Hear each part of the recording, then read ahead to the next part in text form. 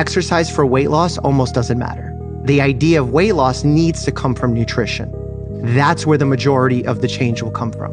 When you look at a lot of the studies, if you prescribe someone exercise to lose weight, they probably won't lose weight. In culture, people see exercise as the primary way you lose weight.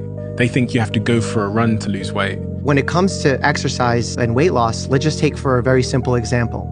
I used to go to the movies when I was a kid. I loved it. I did it all the time. It is not unusual to eat a tub of popcorn, a little candy bar, and a soda. Well over 1,000 calories. Do you know how hard it is through exercise to burn off 1,000 extra calories? Most of us are not physically even equipped to burn 1,000 calories during an exercise session.